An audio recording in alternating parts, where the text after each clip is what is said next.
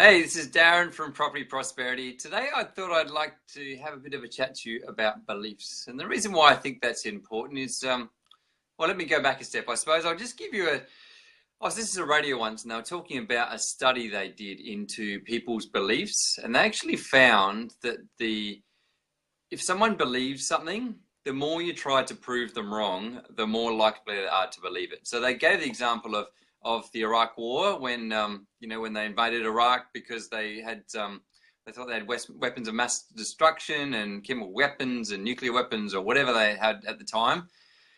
And so they went back after that, and obviously they found that there was no chemical weapons and no nuclear weapons, and essentially it was sort of flawed, the reason they went there in the first place. Thanks for the like, I appreciate that. Hey, Brett, thanks for joining.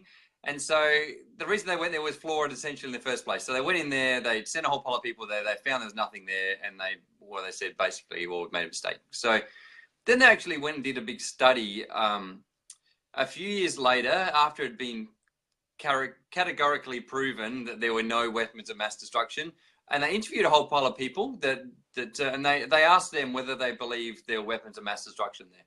And so there's a good percentage of the population, this was in America, a good percentage of that population said, yep, there were definitely weapons of mass destruction there. And they said, hey, did you watch all the stuff, and did you see that they had sent people in there, they couldn't find weapons of mass destruction? And essentially, majority, if not all of the people that believed before the Iraq War that there were weapons of mass destruction, after they'd categorically proven there wasn't weapons of mass destruction, they still believed it. And to a degree, in the sense that they actually believed it more after it had been proven that that wasn't true than before. So, which is a really interesting thing. And I suppose it's a thing of human nature. And if you look at things like, the whole climate change thing, they talk about climate skeptics. If you talk to any scientist, it's almost beyond doubt. And it's got to the point now where they don't even talk about in the scientific community whether it's happening or whether it's not happening, because it's accepted that it basically is. And yet there's a core minority of the population that are determined or totally believe that there's that man-made climate change is non-existent, and they believe it's a conspiracy essentially. And I think it doesn't matter how much study and how much research and how much time is spent trying to prove these people wrong, they're not going to believe it, because it's a human quality is, if you believe something to be true, then doesn't matter who tries to convince you otherwise, it's, as far as you're concerned, it's true. So the reason why that's important as far as the world of property goes, if you're looking at setting yourself up a property portfolio, or you're looking at, you see when you're looking around, hey, Asley, thanks for joining. When you're around, people, you're driving along the street, you see someone knock down a house and subdivide and build two houses there, and they sell it off, and you think, man, they must have made a lot of money on that. Or you see someone doing a renovation, it might be a family friend, or it might be someone you know. Hey, Debbie, thanks for joining. And you see what they're doing, you're like, wow, look at all the money they're making. For some reason, it's, you can see it in front of you that it's a possibility and there's an option, and yet you can't believe it's true. For some reason, you can see that these other people are achieving, success, but for some reason you think, well, that's fine for them, but it doesn't apply to me. And I suppose quite often, to be honest, a lot of the people you see on TV or you go to seminars and a whole pile of different things, they're usually somewhere else. And that usually reinforces that perception that, hey, it can't happen here. It can't happen in Adelaide or wherever you happen to be. It always has to happen somewhere else. So quite often you go to a seminar and, there's someone comes from Perth, or someone's from Melbourne, or someone's from America, or wherever they happen to be, or you're watching something on the internet. And quite often you sort of think that person's somewhere else, and it doesn't really apply to Adelaide, or it doesn't apply to my suburb, or it doesn't apply to my situation, or it doesn't apply to the amount of time I've got, or my education level, or the amount of money I've got. And there's always a reason why their situation doesn't apply to you. And what that does, it reinforces your belief that it's not possible for you, and it's only possible for somebody else. So that's why it's really important to,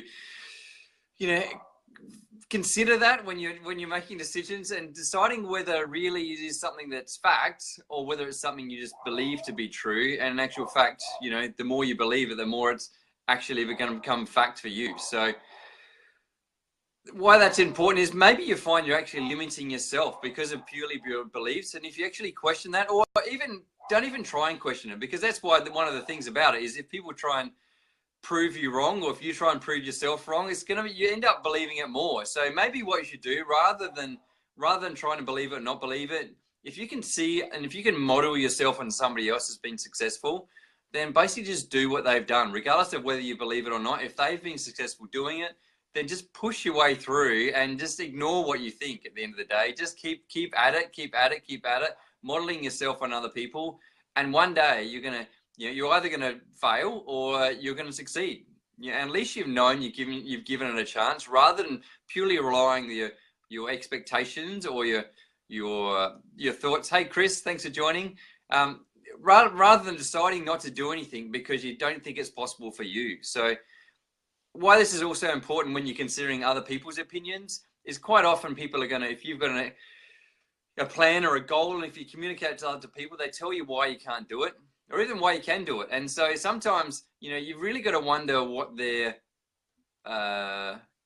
agenda is, I suppose. The thing to understand that everyone has an agenda, it's not necessarily a bad thing. It might be a family member that's giving you advice, telling you not to do something because they care about you and they don't want you to make mistakes, and they don't want you to risk, everything you work so hard for, in the fact they don't want you to be in trouble. Or they might be talking to your builder and they, obviously their advice might be to build a house because that's all they do. Or your mortgage broker, and he might say, hey, you should refinance and spend some more money because that's all their job is essentially. So you've always got this situation where you're getting advice from other people. There's potential they might have other agendas, or they might have beliefs, just like I suggested with you. You may have a belief that you hold to be true, and regardless of what the actual facts are, you still believe it to be true regardless. And so you've got to be wary of that when you're dealing with other people. Is just because they believe it's true doesn't mean it's actually true. And so the danger with this, and particularly in the fact of, you're getting advice, you're thinking about subdividing, or you're thinking about selling your house, you're thinking about doing something with property, quite often you'll find someone trying to talk you out of it, or trying to, just give you advice, I suppose, and with all the best intentions. But sometimes what that can do, even if you have all the facts and figures and you've done all the research yourself, it can make you doubt yourself. And the problem with that, particularly with property, it can be a process. It can be a project involved in doing a subdivision or a renovation, or even just selling a house can take several months to get to that point to achieve what you're trying to achieve. With most things with property, you get the benefit by getting to the end. If you get stuck halfway through, you decide it's all too much, or you get stressed, or you can't sleep at night and all that sort of stuff, and you decide you just have to sell in a hurry because the stress is too much, generally you're going to be worse off than if you've done nothing at all. So the important thing with property is to make sure you can get to the end. Part of that is to do all your research, get all the details, get all the facts and figures up front. When I'm doing an analysis for a client, whether they should do a subdivision or not, I might do a couple of 100 pages of information to go through just to make sure we've covered every possible scenario. Partly that's to make sure that we've covered everything, so there's going to be no surprises and we don't get in trouble halfway through, and so we can make sure we get to the end. But also a very important part of that is just to give my clients a lot of confidence that we've done all the research and we've got all the information and there's going to be no surprises. So it's the sleep at night factor, that knowing, I know basically if they can't get to the end, they're not going to get the benefit. So I've got to make sure they can get to the end, and by doing all this thorough research and investigation, I know they're more likely to get to the end. And likewise, when they go to that next barbecue and Uncle Jim's there giving advice, saying, oh no, you can fit 10 houses on this block, or oh no, you can only, my friend did this down the road and they got in lots of trouble and they lost all their money and they break up their marriage and a whole pile of different things. So it can really make you doubt yourself, even if they're being positive or they're being negative. By questioning your own logic and understanding, you can sort of doubt yourself, and you're not really sure whether you're going to make it to the end. And sometimes you don't make it to the end because, again, the belief thing, if you're not sure you're going to make it to the end, then quite often you're not going to make it to the end. So you've got to believe from the very start you're going to make it all the way to the end. You've got to believe you've got all the information you need.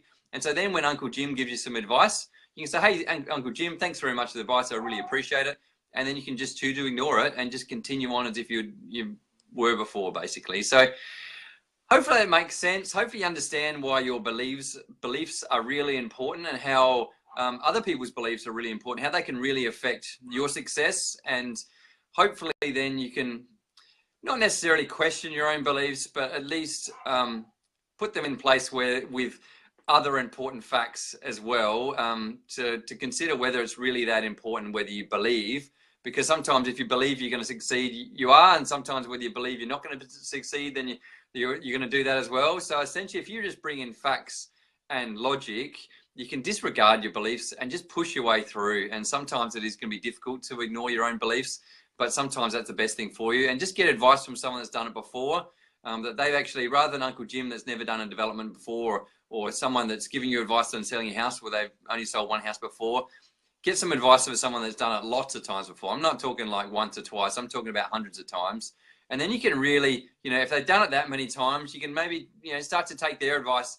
You've really got to value people's advice. You got to determine which is the most valuable advice to take on board. So hopefully that's made sense to you, and hopefully, don't necessarily question your beliefs, but at least understand, there is a role for your beliefs, and sometimes there's a time that you may want to choose to disregard it and push on through regardless. So if you like what I had to say, then click on the like button. If you haven't liked it, still click on the like button, because I'd really appreciate it. And thanks for joining me. And if you've got a comment, if you've got a situation where you've just pushed on through, regardless of whether you thought you were going to make it or not to the end, and you may have had doubters there questioning whether it was the right thing to do, but you've just kept going and you've managed to succeed, then I'd love to hear about it. And if you've got a situation where you'd like me to chat about something else in a future episode, then I'm happy to chat about it. I look forward to it.